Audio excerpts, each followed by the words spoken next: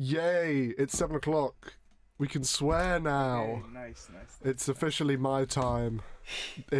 Welcome to the deep end, everybody that's listening. The entire population of the world has tuned in. At least, the listenership has gone up every week. The first week it was about 5,000 people.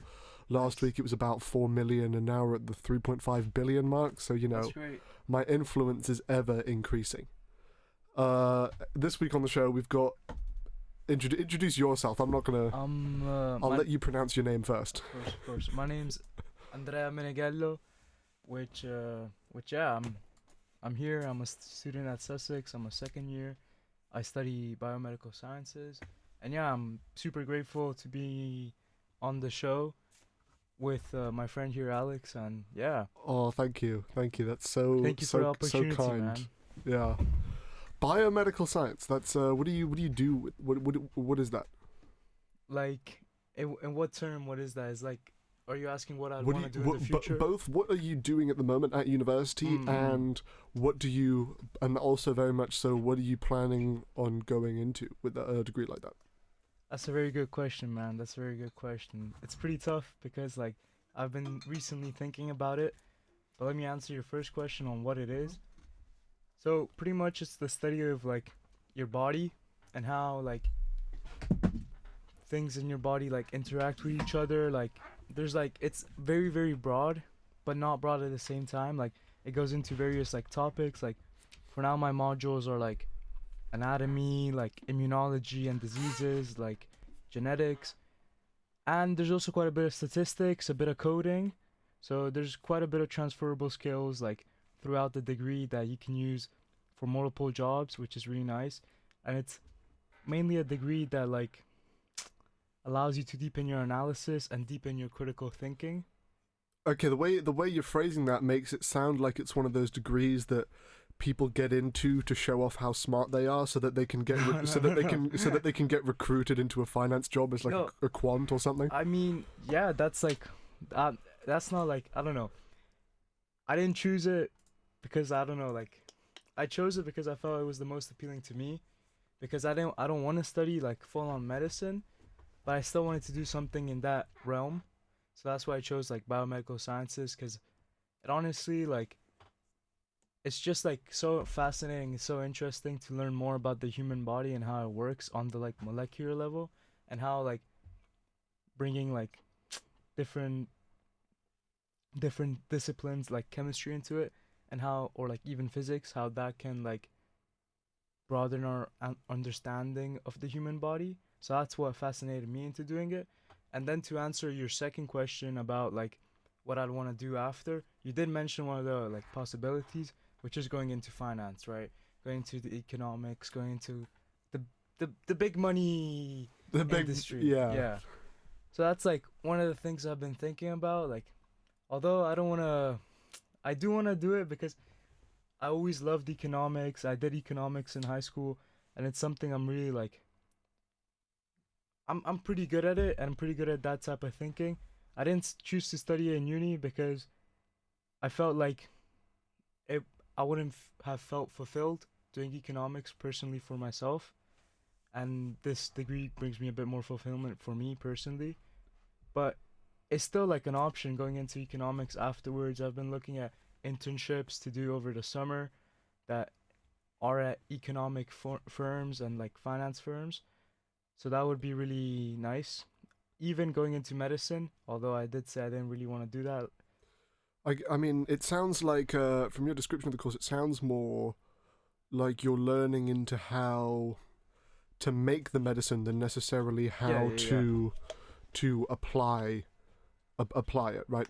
Yeah, yeah, yeah. So yeah, so that was my main reason to do it because what I wanted to do, I wanted to be the person behind the scene, creating the medicine and helping people out that way, which would be my ideal work, and it's a lovely piece of work because it does bring you joy. It's interesting. It's super cool. There's a lot of innovation, especially now with like even bringing AI into this and just in general, like the whole realm of biotechnology. It's picking up a lot of pace, but it's also like knowing yourself and knowing where you're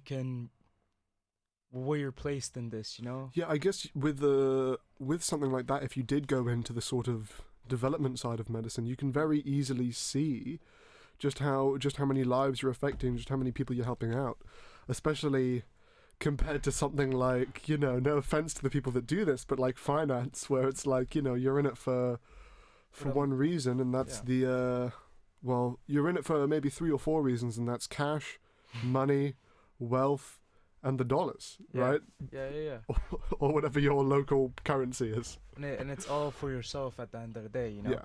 Which, I guess you can help your local community out, but that's less something to do with your job and more just something to do with your personal life. It gives you the avenue to get into that rather than something like medicine where you can just your job is to help. Yeah, exactly, for sure. And that's why, like, my priority right now is going into research and doing development. And if that fails, I might have to become a sellout. No offense to anyone. No offense to anyone. But yeah. It is what it is. And like, also like, in terms of like helping people when studying medicine and like manufacturing the medicine, it's like, what happens when you find out like a cure for like a new disease that comes along in the next 10 years, Yeah, then I would just ask you, please don't get on any planes. Yeah, no, exactly. That's like another reason why I'm not too like certain about the field of medicine. Really, is how dirty it is. Yeah. And how like messed up it can be. Yeah, I mean, you get a lot of rumors of like somebody's on the verge of something big, and then something may or may not be happening to them, and then all of a sudden that research is gone. Yeah, no, for sure. I mean, you saw in the U.S., back in the day. I don't want to mention it, but like, you can definitely see how like sometimes like big pharma companies just like only get interested in the money. Yeah, it's not in their best interest to have a cure. It's in their best interest to treat the symptoms. Yeah, and thus like effectively ruining people's lives instead of bettering it. Yeah. Which is one of the reasons kind of concerned trying to find the ethical like pharma company would be top. That's the dream, but but it's hard because it's a monopoly at the end of the day. Yeah, it is. It's one of those industries where really it's difficult for a smaller company to break into it because it requires a hell of a lot of capital in order to do anything. Yes. And once you have all of that capital, then it's sort of like, well, if you're at that highest level of money, then more than likely you've had to make certain moral sacrifices. Yeah, for sure. At some point, But I can sort of empathize with the idea of sort of considering yourself a bit of a sellout or being looked at as a sellout, because so I'm studying law, right, and I'm very open about what type of law I'm trying to get into, which is corporate law, right? Nice. I'm like, and when I'm mostly interacting with people who are interested in like criminal law, or I know a guy who wants to do human rights law, it's like I'm sitting there listening to these guys talk about like, oh, I'm gonna represent people in like big human rights cases and that, or like small criminals, and I'm sitting there like, money. But no. I'm not. I wouldn't say I would be going into corporate law for monetary reasons. I mean, it's always a plus, right? But certain aspects of stuff like criminal law just don't sit right with me. I don't like the idea of thinking that I'm doing something good, and it's not, and it's a really ironic thing for a guy studying law to be saying this, but if you're a criminal lawyer, not in the Saul Goodman sense, but in the more representing people in court sense, if you are good at your job, you're actively making the world a worse place. You are helping criminals.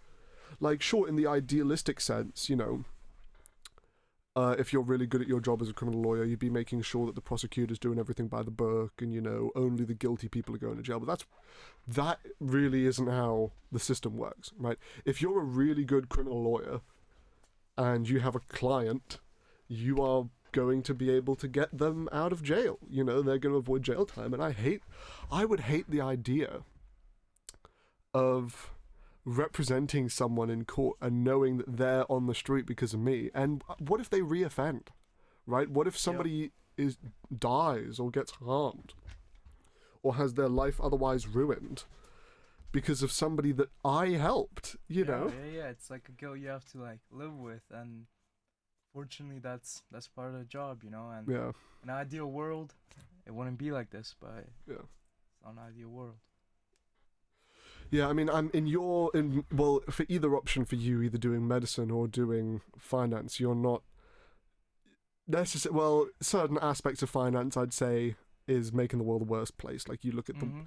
you look at how the injection of capital into certain like markets is making it really like for people to afford homes. It's Yeah, much yeah, less for sure, affordable for sure. because you get companies like BlackRock just buying up all of the single family homes, right? Yeah. You know, but I guess it's a lot less of an you're having a lot less of an active hand in making things worse than you would be if you were a criminal lawyer representing bad people. I mean, like there's human rights law, but I'm Yeah. a little bit too much of a cynic to believe that human rights lawyers actually do anything or get anything done, because Fair. it just feels like, you know, the machines of power, they're just going to keep chugging along. And if you're a human rights lawyer, you're going to stand in their way for all of 5 minutes. But then, you know, once whatever trick, whatever legal case or loophole you are able to exploit to take a chip at the off their armor, that's a one-time use thing. You know, they're going to immediately figure out how to get around that in the future. So, but you know, yeah, I look down. At the same time, I look down on cynics because I think it's like, what's the point then? You know, Yeah, if yeah, you're a cynical person. So you know, hope is great, but yeah. might not necessarily be for me, at least in the job department. Yeah, it's hard, especially when like talking about human rights, which is some for me something that is essential to day-to-day life. Like, I mean, it's a human right for a reason, you know. Just looking at Yeah, the sustainability development goals, the SDG goals, those like those are things to live by. But unfortunately, like because of like big companies and big like because of people who are just interested in themselves and like just who are just obsessed with money and wealth and all that, yeah. I mean, you it look at happens, you know. these big companies, like the big executives who are the ones Mhm. with the power to Mhm. change things. They can heat up the world as much as they want and not be affected because they're Yeah. just rich enough to afford really good air conditioning. Exactly. Or Exactly. like if things get worse and people are having to resort to crime, these guys aren't affected. You Mhm. know, Mhm. they'll just live in a gated community. Yeah. Yeah. Yeah.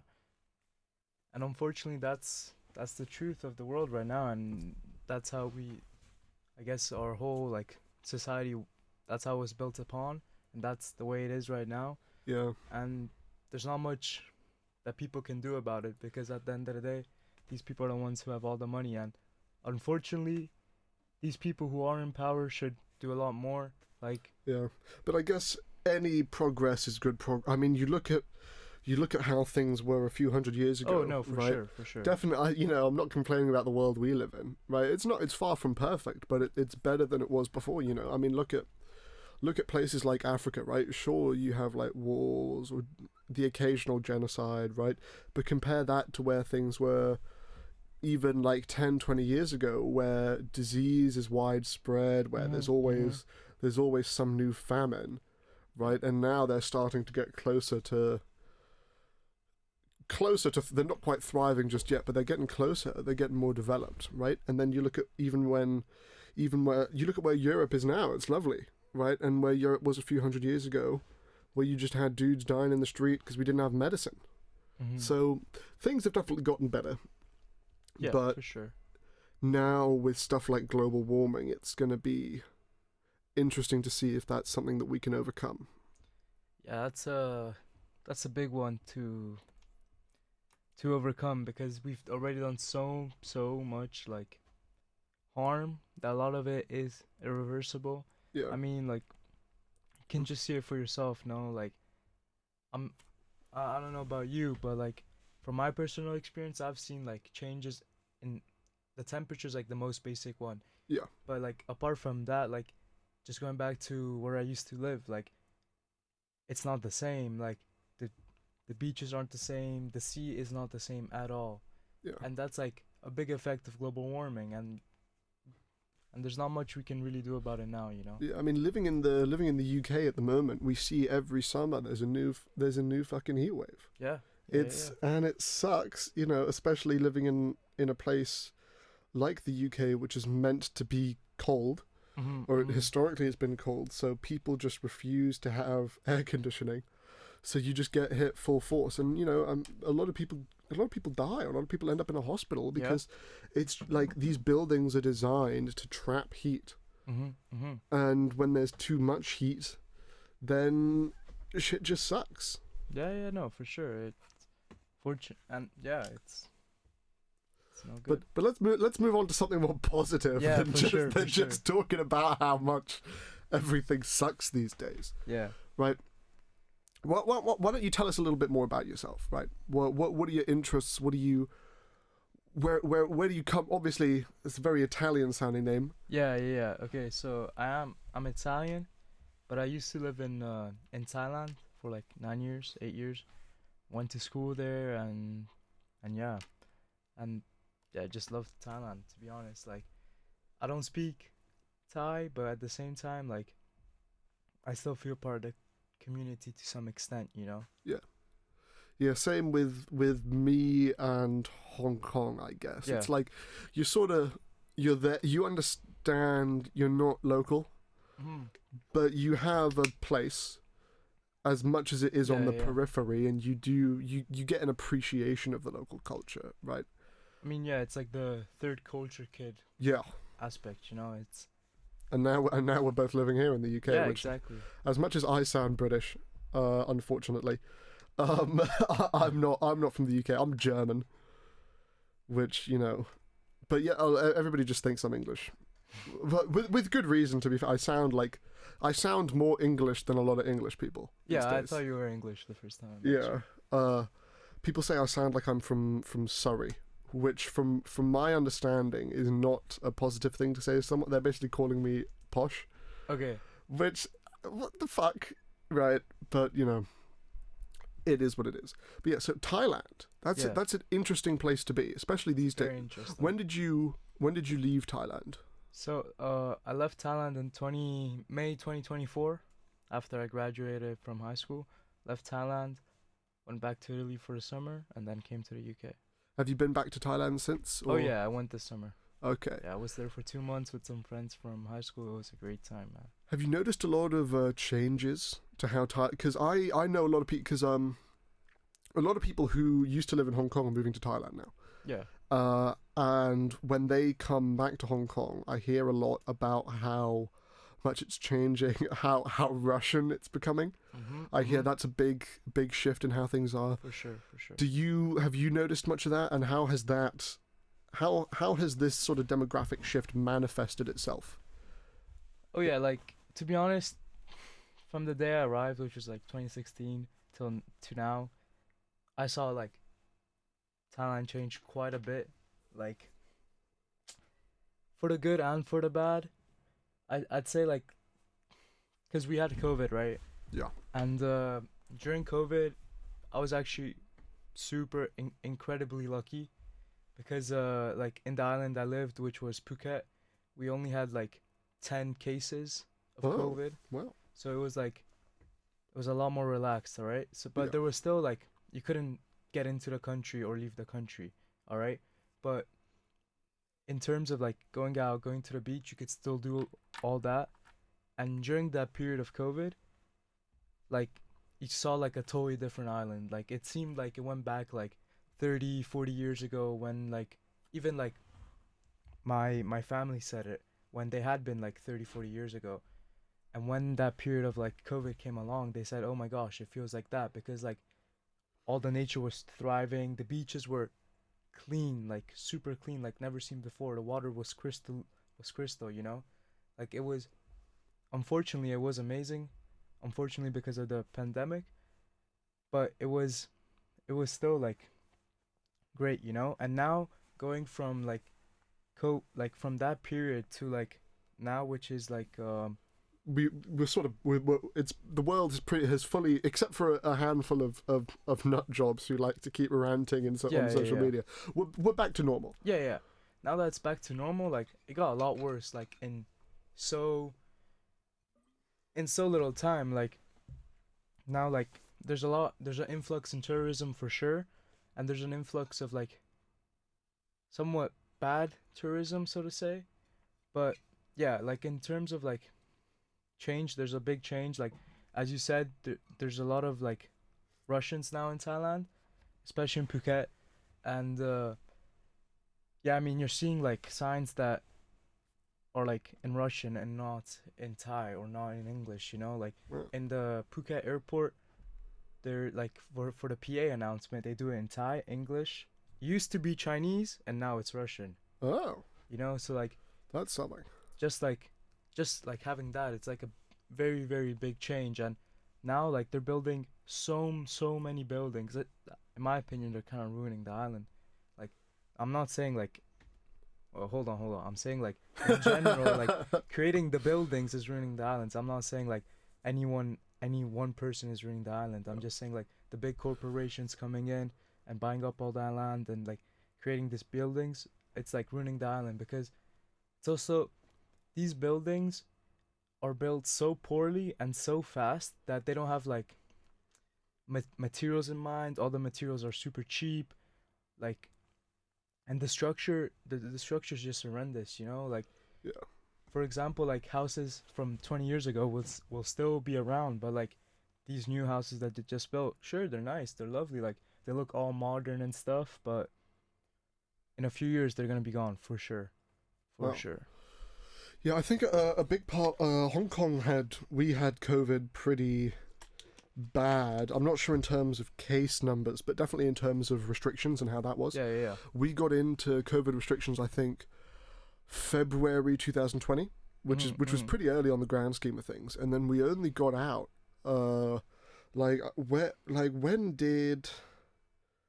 um when did we stop wearing masks? It was Well, like 2020, 2020 February 2023. Yeah. No, March 1st was when the mask requirements were finally lifted in 2023. That's 3 whole years, Yeah. right? Like when I went to university in September of that year. So literally I went from in March be having the mask mandate, right? Then I went on holiday to Europe in the summer, and everything was like completely back to normal when Hong Kong was still sort Yeah, of yeah, yeah. reeling a little bit, and that was crazy. And then to just suddenly have freedom, you know, Mm. like in Hong Kong, they kept alternating like how many people you were allowed to have in a group out in public. Like it was 8 people, and then it was 4, and then for like a couple weeks they toyed with the idea of making it 2 people, Wow. which is crazy because it's like imagine you're a family Yeah, of family of four. I was like about a to say, family of yeah. like they were Even literally of three, like yeah, even a family of imagine like one parent and 2 kids. Yeah. How the fuck does that work? Yeah. But thankfully that didn't last. I think they might have had certain exemptions, but like yeah, nature really bounced back. We had in Hong Kong on the Pearl River Delta, one of the famous local animals is the pink dolphins. Yeah, for sure. Those were really able to bounce back because for a couple years the ferry traffic was pretty much That down to its lowest extent in a long time, and so we were hitting like not necessarily record highs, but within the last few years record highs of dolphin populations. yeah. But I think in terms of how we treat the environment, as much as Hong Kong is a metropolis, and it is known as the concrete jungle. It is we as a special administrative region, we're probably one of the better territories in the world of maintaining the pristine quality of the environment. Yeah. Hong Kong, I think, is 70% green, which is not something that you get really anywhere else. No, for sure. Like the government, because the government owns all of the, well, pretty much all of the, like 99.9% of the land. There's only one small patch that isn't Yeah. owned by the government, and it's the local church. Okay. Yeah. Everything is government owned, and so the government is like really strict in making sure that we don't get urban sprawl. And yes, there's a lot of criticisms to do with like, oh, part of the reason why Hong Kong has such a crisis of real estate is because the government is restricting where housing can be developed, and you get stuff like the cage homes. But I think it is important to try to maintain the environment as much as we can, because you can always build up, right? You can always tear down what you have and make something that is able to house more people or be accessible to more people. But once you bulldoze a forest, you can't build that back, right? And I guess it's easier for Hong Kong to do that than for a lot of other places because we have such good public transportation. You can live on the very outskirts of the city and still be able to commute to the central business district for work. In places like London, you can't really do that because the public transportation is fucking horrible. So, I mean, like people I know who are not from the UK or not from like Japan, Hong Kong, or a couple other places. Those people who come to the UK and visit London are like, wow, the public transportation. Like a bunch of the Canadians I know, they're like, wow, the public transportation is so good. And I'm like, no, it is fucking horrible. But that's because like in Asia it's just different. Man. That's true. It's just Asia, Well, mainly Hong Kong. I think the subway system in Tokyo is overrated. It very much in my opinion, the Tokyo subway very much shows its age. There's a lot of winding tunnels. Like, you'll be at the same station and you have to get between two platforms in order to switch what train line you're going on, and you're talking about like a 10-minute walk, which is like not that long in the grand scheme of things, but in terms of commuting between lines in one subway station, that's ridiculous. You shouldn't be more than like 2 or 3 minutes away. But I guess they make up for it from the fact that the trains are so frequent that you having to walk 10 minutes to get the next train doesn't really matter. In a place like Shanghai as well, when I visited, there was a few train stations on the outskirts where to get from street level to the entrance of the subway to the actual train, we're talking 15 to 20 minutes. Wow, that's a lot. Which is, and like, because they had some metal detectors and like you had to go through like security or something, which, I mean, China's a very safe place. I could sort of, if they had the space to do that, I could see there being reason for that in a place like London, but not in Shanghai. Shanghai's a safe place. It's much, well, I'm pretty sure it's actually much safer than London these days. I mean, For sure. you get a lot of, I mean, crime and the violence in the UK is up. I mean, just the other day there was in Cambridgeshire. I'm not sure. I know in The Hobbit they say the Shire, but I know in Worcestershire they say Worcestershire. I've no clue if I'm being honest. I think it's Cambridgeshire because it's Oxfordshire, so it's going to be but yeah, it's Cambridgeshire. There was a couple of stabbings, right? I think it was 10 people are in the hospital, and 9 people are in critical condition, like life-threatening condition in the hospital, which is crazy stuff. Yeah. I mean, yeah, like, if I'm being honest, personally, when I go to London, I don't feel the safest. Yeah. Like, there's some places, like, I completely avoid, like, and, like, you would say, like, it's just, crime has gone up, and I don't know the full stats on that, when in certain areas of London, they were putting up tape on the road to say beware of phone snatching. Like, how are you going to do that instead of just stopping phone snatch? How the fuck does that happen? Yeah. It's a tough position for everyone, really, and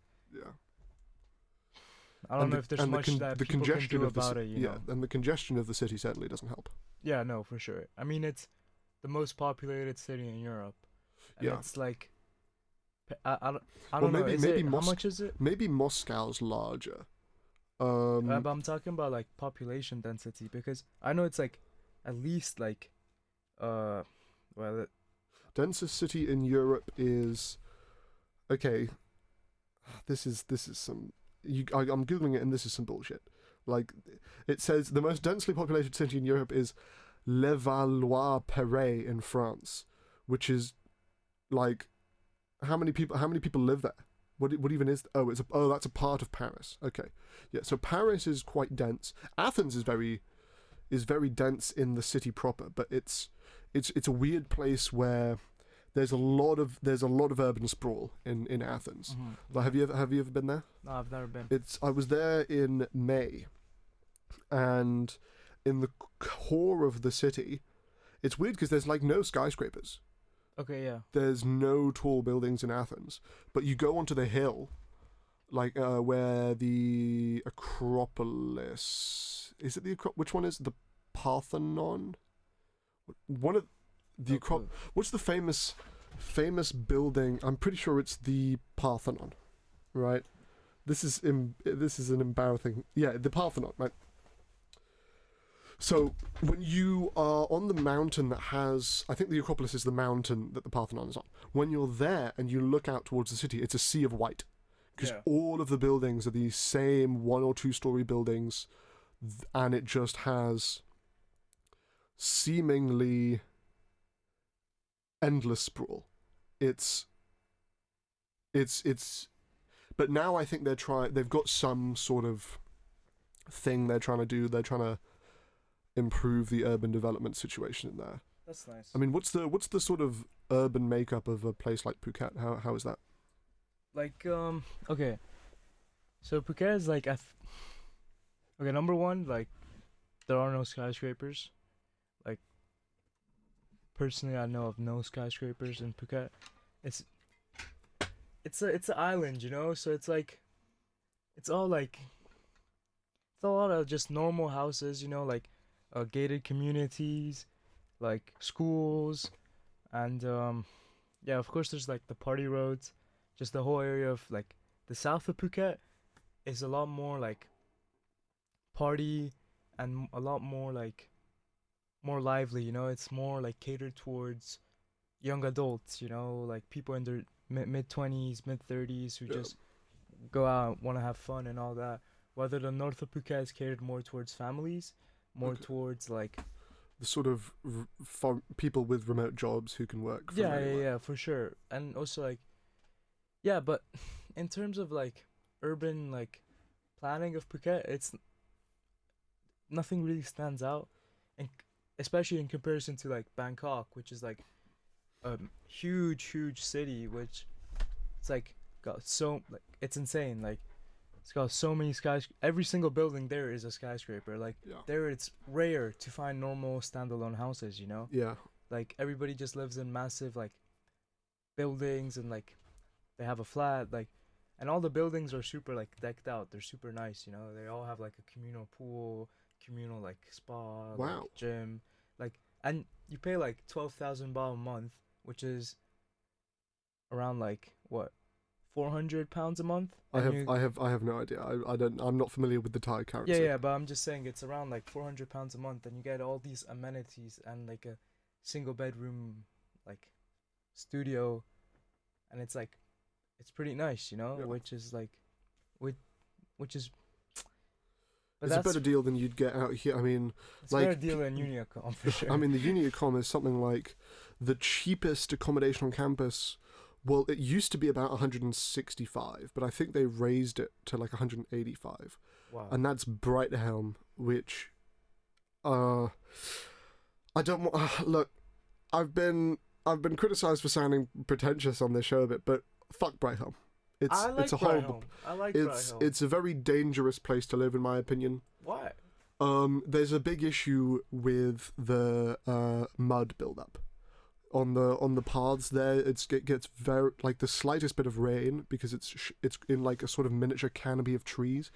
you get an excessive pile-up of leaves, and it's just very difficult to walk around without it being very slippery. But in terms of the actual, I mean, the rooms are nice. You know, man, like I think the rooms are nice. Like the kitchens suck though. They're Yeah. tiny. but like the refurbished ones are actually pretty nice. But I didn't know they had refurbished ones. Yeah, and like the bathrooms, like the bathrooms are pretty big. They have like a nice big shower, like, Yeah. and also you I get guess it's a free sh- laundry. That's true. Free laundry is a thing. It's just a shame that, I mean, how many people in a? It's like 5 people in a house plus like what, a few hundred silverfish. Yeah, I remember the first time I had a friend that lived in Brighthelm. First time I visited him, I used his toilet. Fucking immediately, I saw like 10 silverfish, and it's. But you know, it could be worse. It could be rats. But I think that was more in Norwich House was the one with the rat problem, right? Yeah, I have no clue, but yeah, It's just Personally, I have no university clue. accommodation is not.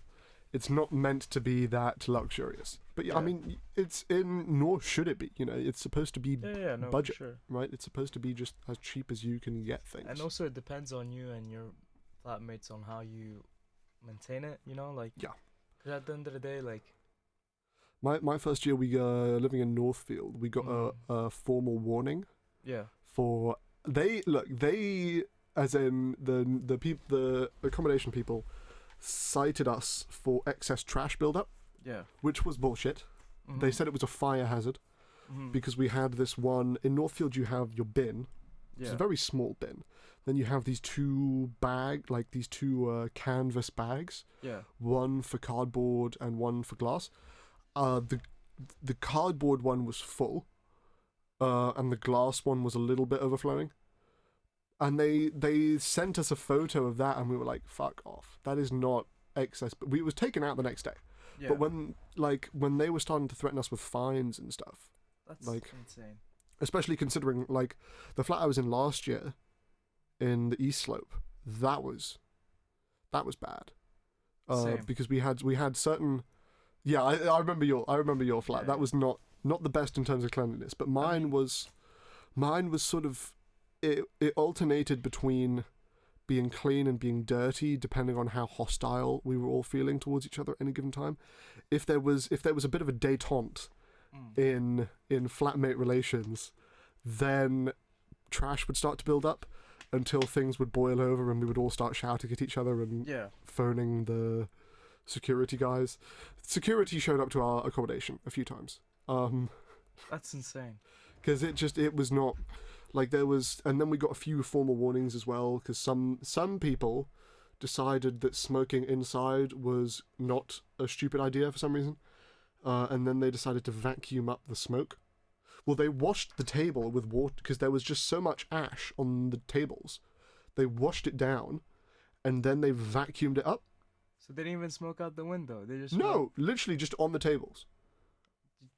That's damn. That's insane. That was fucked up. And then the and then the Hoover broke. Didn't the fire alarm go off? No, apparently the university accommodation isn't actually a fire alarm. Is it It's not? a heat detector. Okay, that So does if make it sense. detects excess heat, well, there's two. There's the ones on the roof, and then there's the ones like above the stove. The stove, I think the ones above the stove are like for if there's excess smoke.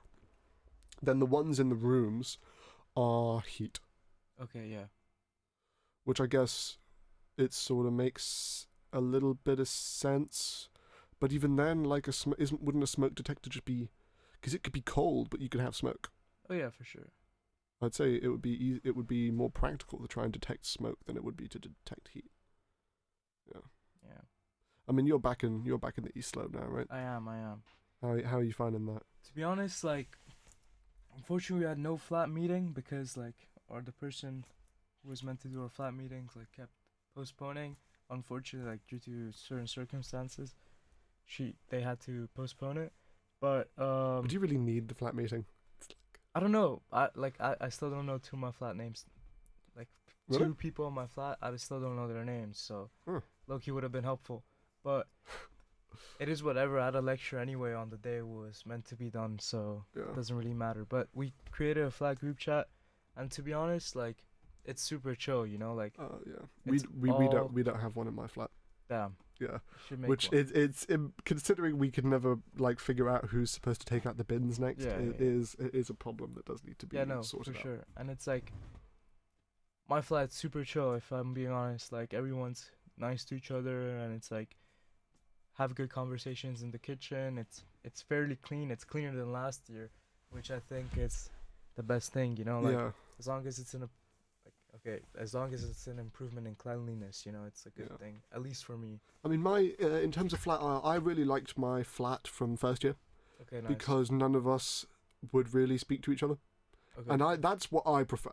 I prefer my flat to be the type of place where I can just go back to and chill, and not have to fucking do anything, which is what my first year flat was. Like we we were fine with each other. We just Yeah. we all understood that we live together. You know, we're not nobody's forcing us to be friends, Yeah. right? So we had a mutual respect, right? Mhm. We all tried to keep things as clean as we could. If we happen to be in the kitchen at the same time, Yeah. we can hold a conversation for as long as we're cooking, right? Yeah. Yeah. Yeah. But we're all different people with different interests. Like yeah, fair. you don't have to you don't have to force yourself to be friends with your flatmates. Yeah, no, for sure. But I feel like personally, in my opinion, and for me, I'd rather be friends with my flatmates in general, because I feel like that's a lot easier. I mean, I live with like two of my friends I'm living with, and like the rest of my flatmates, like I'm getting to know them. They're really chill people. But yeah, just like I don't know, just being friendly to your flatmates, I think. And Yeah, I mean, I'm friends with a couple of my flatmates, and we watch the football. I've got a projector screen in my kitchen, so we'll watch the football there. Sometimes I get asked, "Hey, can you put on the Formula One race?" And I say no, why not? because I hate Formula One. Yeah, can you? Okay. This is one thing. You're interested in Formula One, right? I'm super interested. Can you in explain to me why Formula One isn't a terrible sport? Because it's packed with action. Isn't it just whoever has the best car wins, and it's just whichever team has put the most money into their car wins? Well, not necessarily, because the team with the most who earns most money and invests the most money is Ferrari, but they never win. Why not? Well, because it's Are they very just- complicated. It's like in terms of like we never have the right car. Like So you're a Ferrari fan. I am a big Ferrari fan, and so there's never the right car. Like, and when we did have the right car, we didn't have the strategies in place.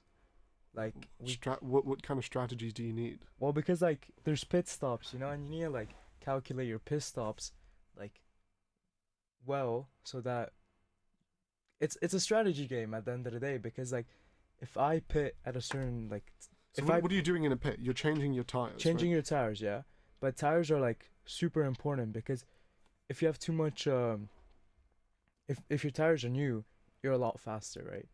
Because you have less graining, they're slick. What's graining? Graining, it's like buildup of like asphalt on the tires. Okay. I'm like pretty Oh, sure. what like filling the grooves on the tires? Yeah, no. The tires are slick. F1 tires are slick. It's like They're flat surfaces. yeah, they're flat surfaces.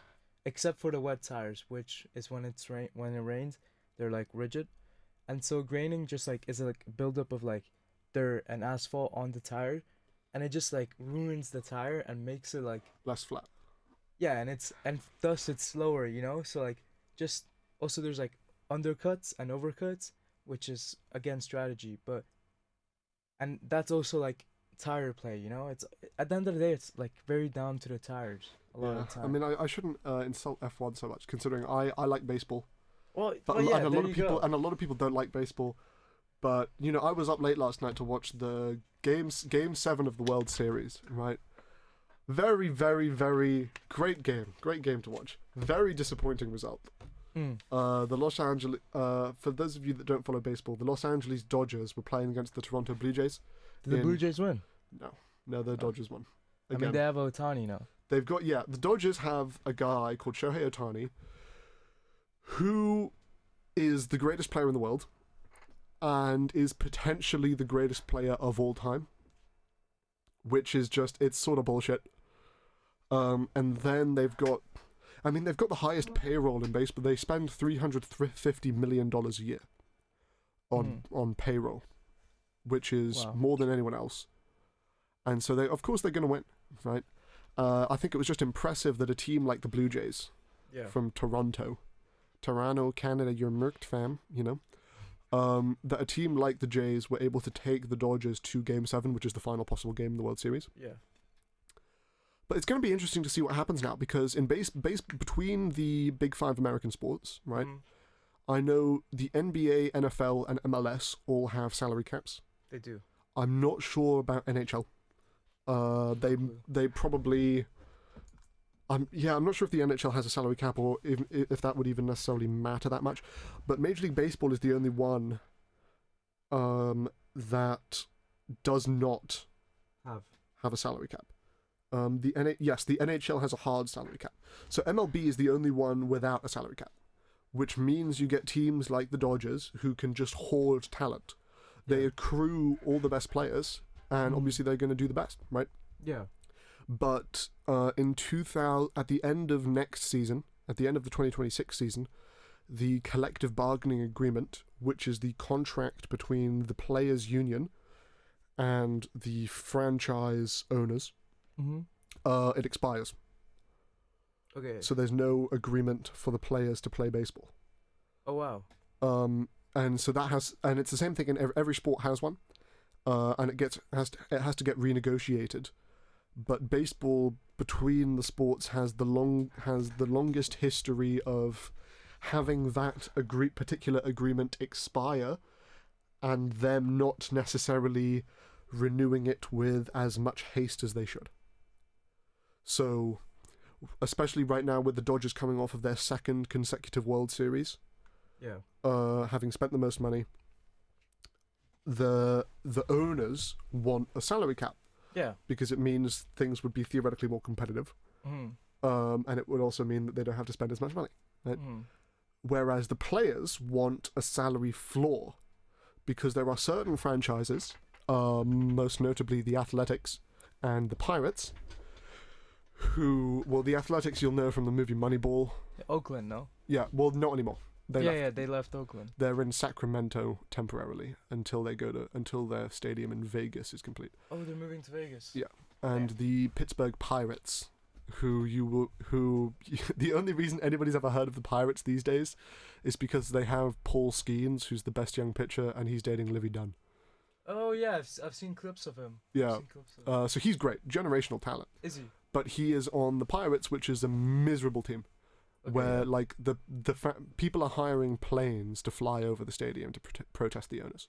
Oh wow! So people on the Pirates and on the Athletics want a salary floor, because if there's a salary cap, then you're just going to get less money being spent. A salary floor would mean that these teams, like the Athletics, like the Pirates, like the Miami Marlins, would have to actually spend money and try to compete. It's like a minimum contract. Yeah, like a minimum amount of money that the team has to spend. Okay, there's already a minimum contract for an individual player.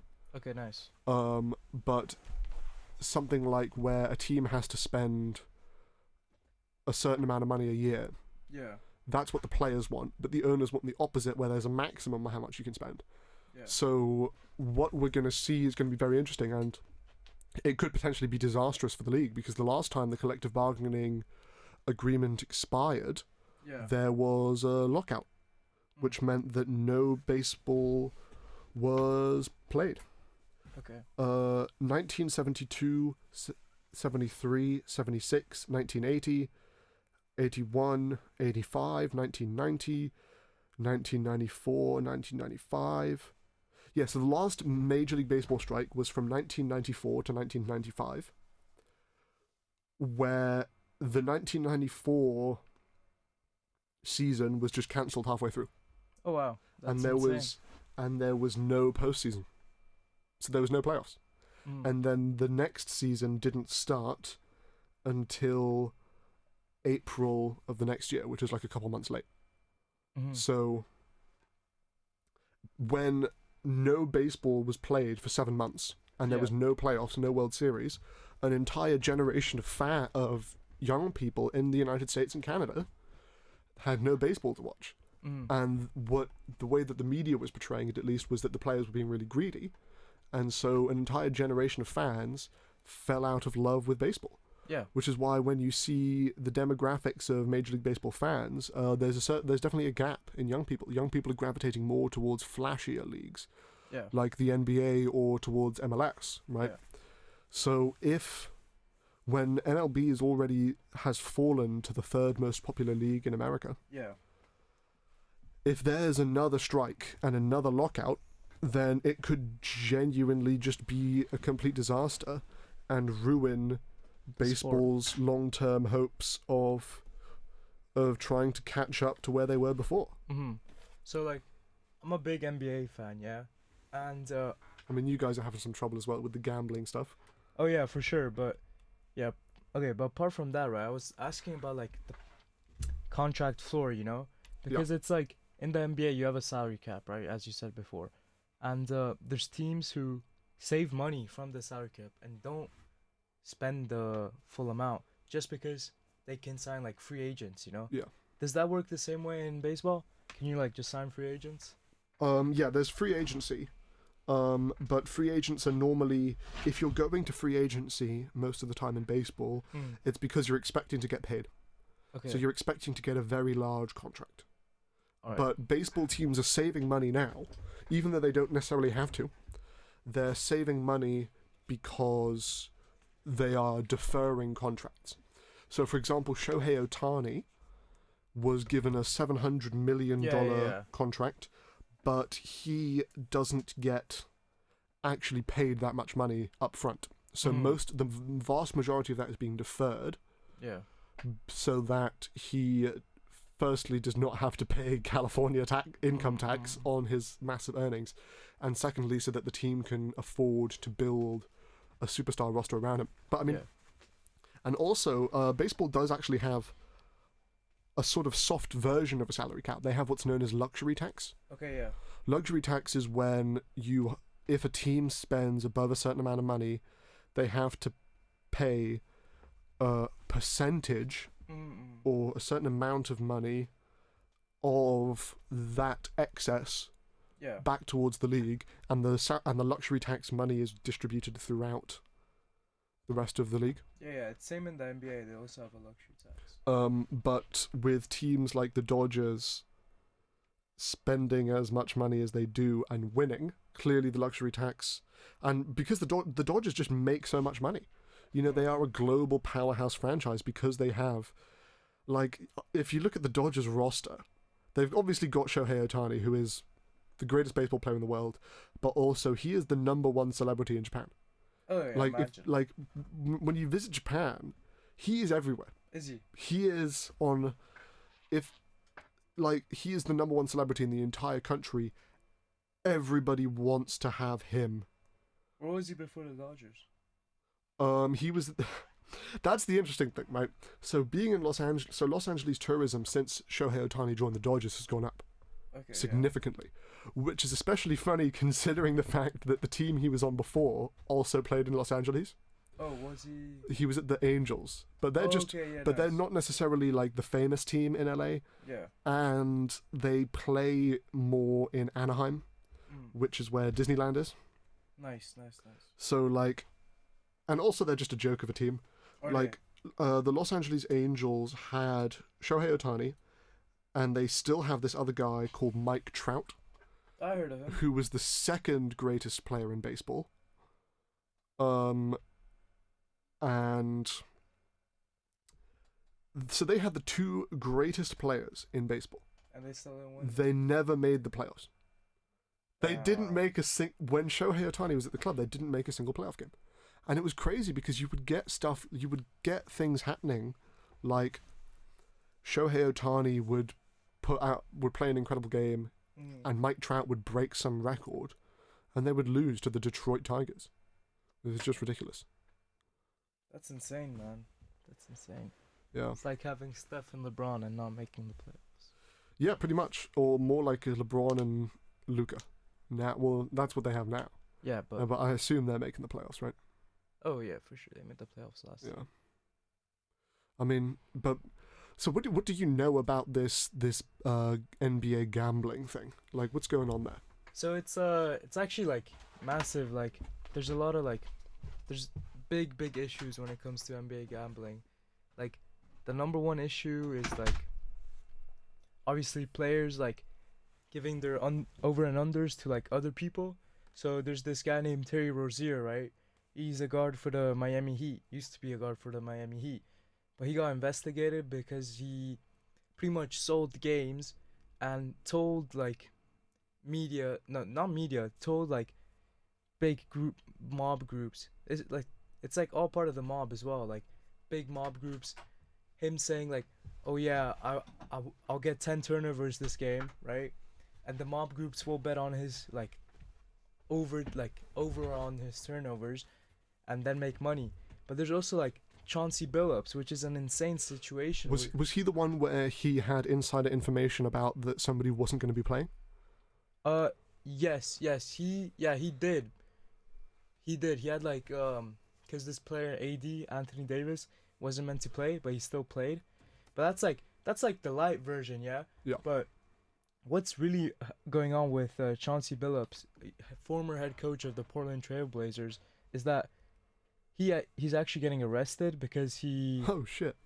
Well, what they did right was he played poker games, and the mob, the Cosa Nostra family, right, the mafia, like brought in like random people, big ballers, right, who wanted to play with like NBA players, NBA stars, right? Oh yeah, I think I heard about And this. the mob rigged the games so that the NBA, like Chauncey Billups, like the coach, would win the games, right? They'd be able to see these guys' cards because they had scanners underneath the poker table, and it's like, Holy shit. yeah, it's insane. Like, and they would relay informations to these NBA players, including like, and all that. So it's a big scandal, you know, and it's really like interesting to see where it goes. And also there is the thing. There's also a certain level to this because like now that sports gambling is pretty much getting promoted everywhere, it's becoming more and more legal, you know. I mean, it's a big thing. Like, was baseball especially was for ages was trying to constantly distance themselves from gambling. Yeah. And same with all of the other sports. And now, it's the opposite. 3 out of the 4 big leagues in America have teams in Vegas. Oh yeah, for and sure. the only one that doesn't is Major NBA. League Baseball, and the only reason they don't have a team is because the Oakland A's are incompetent and Yeah. have spent way too much time trying to move that. I mean, the NBA doesn't have a team in Las Vegas yet, but Oh well, but yeah, that's the other one. But they keep talking about how much they want to expand, and according to the insider info, apparently is that the next 2 teams to bring the NBA up to 32 is going to be Seattle and Vegas. yeah. That is the next two teams, but also there's like hella rumors, and there's like, I mean, there's always like they keep talking about Nashville, yeah, but I think that's Mexico more. City as well. So Yeah, but you but never Mexico know. City I think is a lot less realistic than Yeah. because Seattle, you know, I think Adam Silver the commissioner of the NBA, has spoken a lot about how much that was a bit of a mistake. Mm-hmm. And now that they have the arena with where the Seattle Kraken play with the NHL, and you know, historically the NBA and the NHL have shared a lot of arenas. I think there's a lot more. There's a very high potential for the NBA to go to Yeah. Seattle, and the same time, same thing with Las Vegas because they're trying to promote gambling more, Yeah. and they've got a lot of gambling-based sponsorships, and apparently, LeBron wants to own part of a team. Yeah, he wants to. And then they've got, now in Vegas, you have the Golden Knights. They have an Yeah. arena, and they're a hockey team. So it would be very, very easy for the NBA to say, hey, we want teams in these 2 cities, and for them to have that within a year. Yeah, no, for sure. But it's also like, I'm not gonna go into it now because we don't have the time. Yeah, But it's like, if you look at the Dallas Mavericks and why they traded Luka, if you delve deep a bit into that, and the new owners of the Dallas Mavericks. oh you yeah, might they want to relocate somewhere, don't yeah, they? yeah, you might find some dodgy stuff, but yeah. But also, like, finally, like, to top off sports gambling, there is the thing that Michael Porter Jr. said, whose brother got arrested for sports gambling. It's like, if you're in these leagues, right, and you have friends who really are struggling, and you're like, I'm gonna just throw one game. So, like, that does make sense, you know. Like, It does, yeah. Especially like some of these rookie guys who are only in it for 1 or 2 years, especially the college guys who aren't making Yeah. much money. They've got all the more reason to do it. But anyway, folks, got about 10 seconds left. That's our time. Thank Yeah, you, for Andrea, sure. for coming No on. worries, no worries. Thank you to the everybody for listening. opportunity. We're gonna hand it off to whoever's up next. Thank you. Thank you.